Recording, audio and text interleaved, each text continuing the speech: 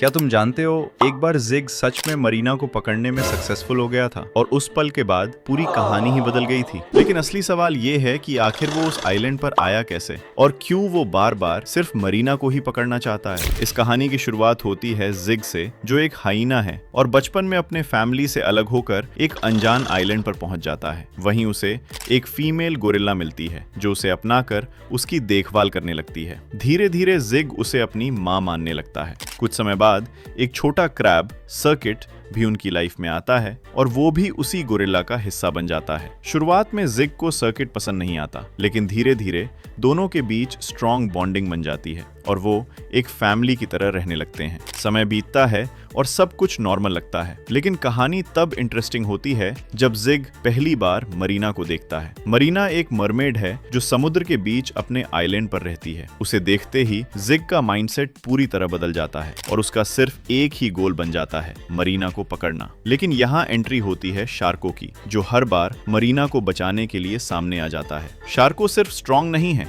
बल्कि स्मार्ट भी है और इसी वजह से जिग हर बार फेल हो जाता है। जिग अलग अलग तरीके ट्राई करता है, कभी डिस्गाइज पहनकर, कभी ट्रैप्स बनाकर और कभी डेंजरस मशीन्स का इस्तेमाल करके, लेकिन हर बार उसका प्लान फेल हो जाता है। लेकिन असली ट्विस्ट तब आता है जब एक दिन सब कुछ गलत हो जाता है। एक बार ऐसा मोमेंट आता है जब शार्को सही समय पर नहीं पहुंच पाता और जिग को फाइनली मौका मिल जाता है। उस दिन जिग अपने गोल के बहुत करीब पहुंच जाता है। इस घटना के बाद शार्को पूरी तरह टूट जाता है। वो समझ नहीं पाता कि क्या गलत हुआ और उसे लगता है कि अब कुछ भी ठीक नहीं हो सकता। लेकिन तभी उसे एक ऐसा तरीका मिलता है जिससे वो टाइम को पीछे ले जा सकता है। अब स्टोरी एक नए फेज में एंटर करती है, जहां शार्को बार बार पास्ट में जाकर उस मोमेंट को चेंज करने की कोशिश करता है, लेकिन हर बार कुछ न कुछ गलत हो जाता है और रिजल्ट वही रहता है। ये साइकिल बार बार रिपीट होती है। धीरे धीरे शार्को को समझ आता है कि सिर्फ ताकत या स्पीड से जीत नहीं मिलती, बल्कि सही टाइमिंग और स्मार्ट डिसीजंस